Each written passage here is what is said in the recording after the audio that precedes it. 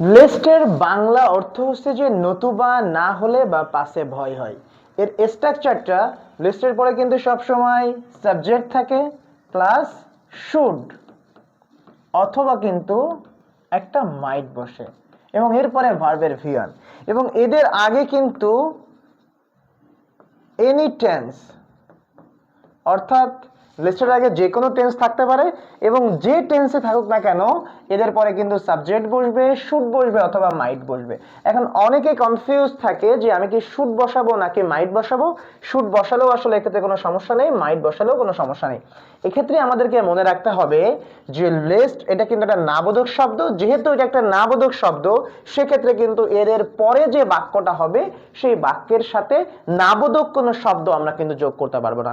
এবং তোমাদের একটু মনে রাখতে হবে, তোমাদের এইচএসসি পরীক্ষার্থী প্রত্যেকটা বোর্ড পরীক্ষার প্রশ্নে কিন্তু এই রুলসের থেকে কিন্তু একটা প্রশ্ন কিন্তু এসে থাকে। যেমন আমরা ঢাকা বোর্ড 2024-এর একটা প্রশ্ন সমাধান করব যে the train will start at 10 AM, ট্রেনটা যাত্রা শুরু করবে রাত 10টায়। নাও ইট ইজ 9টা কত 55 বাজে।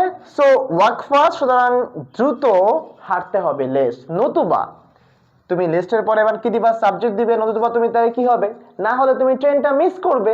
তুমি যদি এখন 9টা 10টায় ট্রেন ছাড়বে, 9টা 55 বেজে গিয়েছে, তুমি যদি দ্রুত না যাও তাহলে অবশ্যই তুমি ট্রেনটা মিস করবে। তাহলে লিস্ট ইউ শুড অথবা মাইট দিব। ইউ শুড ভার্বের ভিয়ান মিস দা ট্রেন। এবং তোমাদেরকে মনে রাখতে হবে এইচএসসি পরীক্ষার্থী তোমাদের ইচ্ছা মতো একটা বাক্য লিখলে কিন্তু হবে না। কমপ্লিটিং সেন্টেন্সের ক্ষেত্রে আগে এবং পরে যে বাক্যটা দেওয়া থাকবে সেই বাক্য অনুযায়ী তোমাকে কিন্তু অবশ্যই অ্যান্সার করতে হবে। তাহলে তোমাদেরকে একটু কমেন্ট করতে হবে যে আমি একটা প্রশ্ন তোমাকে একটু দিয়ে দিই, রিড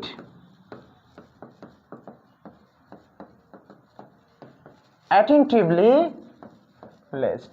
এইটার উত্তর কি হবে? এটাও কিন্তু অনেকগুলো বোর্ড পরীক্ষার প্রশ্নে আসছে এবং তোমাকে কমেন্ট করতে হবে যে রিড অ্যাটেন্টিভলি লিস্ট কি হবে। চটপট করে কমেন্ট করো। ধন্যবাদ সবাইকে।